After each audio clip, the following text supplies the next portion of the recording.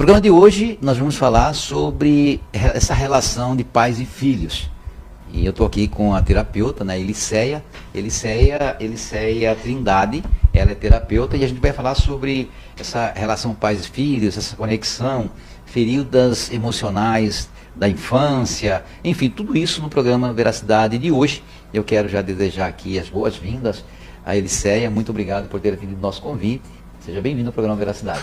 E eu quero aqui antes, porém, né, sempre salientar que nós estamos aqui de segunda a sexta-feira a partir das 10h30 da manhã, e a gente sempre, com certeza, fazendo desse programa um veículo que venha contribuir diretamente com você, telespectador, e com você, internauta. Eliceia, seja bem-vinda. Muito obrigada Luiz Poção, obrigada ao programa pela oportunidade, né, de me receber aqui. Como ele disse, eu trabalho com a constelação familiar e eu quero falar um pouquinho dessa relação, né, de pais e filhos. Eu acho interessante, Eliceia, a gente tem, eu sempre falo e gosto de reforçar esse tema, porque é um tema que nós temos, inclusive, nas segundas-feiras, um quadro voltado à saúde mental. E a gente vê o quanto isso estendeu essa questão da saúde mental.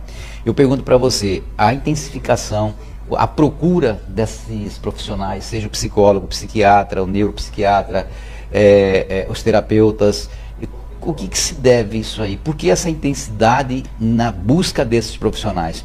Houve uma mudança, houve algum, dentro desse ciclo, dessa evolução,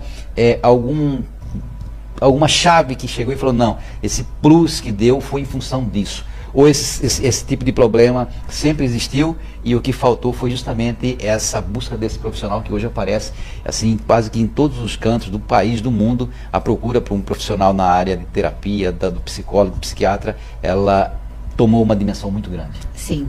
Então, Luiz Poção, na constelação familiar, nós trabalhamos essa questão transgeracional. Então, na verdade, hoje nós vivemos algo que é uma consequência. Uma consequência que vem de gerações anteriores. Então nós tivemos há um tempo atrás gerações onde havia muita repressão, onde não podia se falar, onde não podia se expressar. A criança, ela não tinha voz, ela não tinha vez.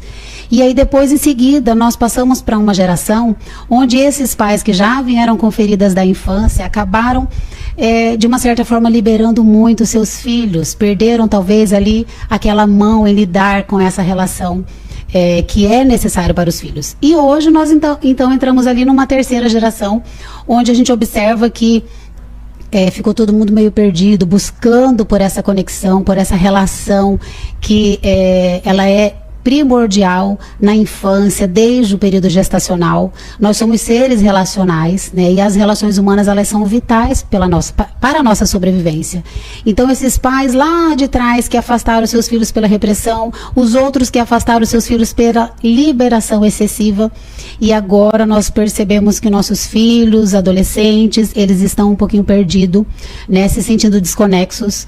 Nós vemos isso muitas vezes, essa busca desesperada por conexão através do sexo desregrado, através de vícios e através de amizades não tão saudáveis, relacionamentos disfuncionais. Então hoje, na verdade, nós vivemos a consequência de algo que já vem das gerações passadas. E a constelação familiar, ela olha dessa forma ampliada. Não tem como agora a gente virar para um pai, para uma mãe, ou para um adolescente dizer assim, olha, a culpa é sua. Isso não existe, porque isso vem de tão longe, que é difícil até da gente dizer assim, bom, a quem? Quem nós vamos colocar essa culpa? Então não tem isso. Então hoje a procura é bastante grande, a constelação familiar, ela trabalha muito nessa questão emocional, a psicologia vai trabalhar nessa questão mental e a gente lida com essa questão emocional, essas feridas daquela criança que buscou um pai, uma mãe, e talvez esses pais não estavam disponíveis porque estavam trabalhando, é claro, mas também pode ser que não estavam disponíveis porque estavam no celular, porque estavam fazendo algumas coisas que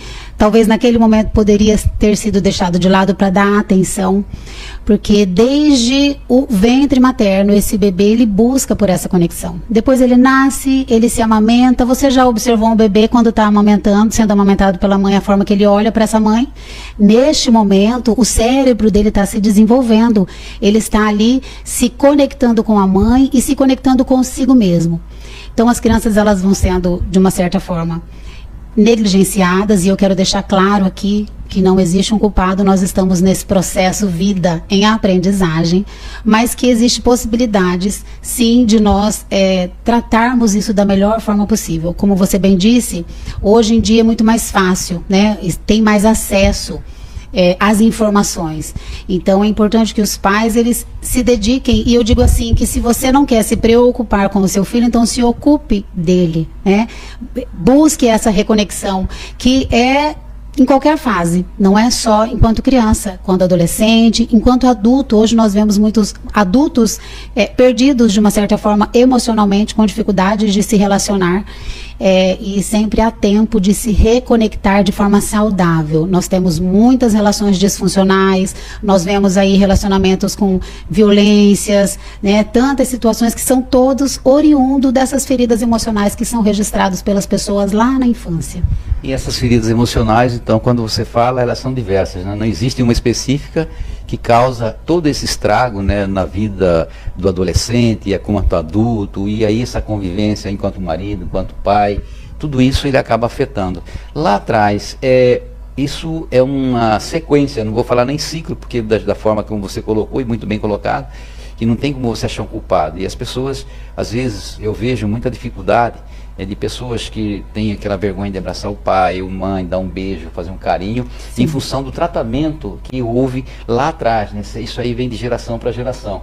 O pai sempre carrancudo, sempre machista, duro, né? Uhum. E a mãe, às vezes, também não existe essa por parte dela, por mais que ela ame o filho, mas ela, sim, não demonstra isso com atitude, e isso também lá atrás. É lógico, isso não estou generalizando, mas os casos eram mais raros, né, da mãe pegar o filho naquela época. E aí esse filho, ele vai simplesmente repassando essa metodologia, essa forma, sem sentir, sem querer ser um pai duro ou uma mãe que não é carinhosa.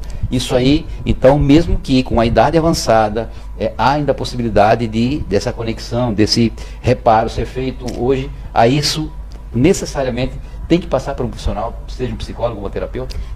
Não necessariamente, né? Os pais que estão dispostos e disponíveis para rever algumas coisas, é possível sim, né? Existem técnicas que nós utilizamos na constelação familiar, onde os pais, eles podem olhar para esse filho e buscar essa reconexão através do olhar, né?